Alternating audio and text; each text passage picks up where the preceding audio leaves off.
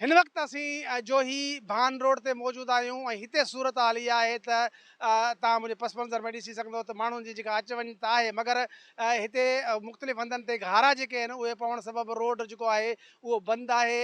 अचो त इलाइक़े वासियुनि खां मालूम कयूं त हिन रोड जे बंदि हुजण जे करे उन्हनि खे कहिड़ियूं तकलीफ़ूं थियनि थियूं। तमाम तकलीफ़ आहे। बेड़ियूं ॾिसो, माण्हू ॾिसो, बच्चा ॾिसो, पोड़ा पोड़ियूं औरतूं आहे परेशानी। छा कयूं? मूंखे 10-12 ॾियाड़ा थिया जे खंड नंढा आहिनि, इहे नथा बचनि। भान वारो रस्तो बंदि आहे न, असांजा ॻोठनि ॾे रस्तो आहे डिंगड़ी वारो सॼो बंदि आहे। सर हिते असांजी वॾी तकलीफ़ आहे, जॾहिं असांजो इहे रस्तो बहाल कंदा त पोइ असांजी परेशानी तक़रीबन ख़तमु थी वेंदी। असां वटि जेको हिन वक़्तु जेका माना एमरजेंसी में जेको माण्हू को बीमार थिए थो, उन खे असां हैदराबाद या दादू ताईं खणाए वञूं था त असांजो ट्रेन ते ख़र्चु लॻे थो।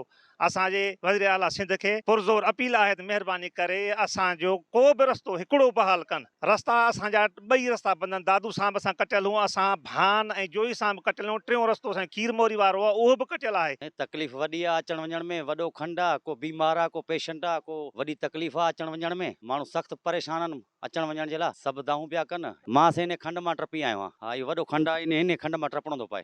ॿोर ते रस्ते में बि 4 खंड आहिनि। हिन महिल ताईं माना जेको आहे का हिननि जांच या निगाह न कई आहे, हिन ते बंदि नथो थिए, पर हिन महिल ताईं हिननि का निगाह न कई आहे। कैमरामैन साजिद बलोच सां गॾु अमर लाशारी, KTN न्यूज़, जोही।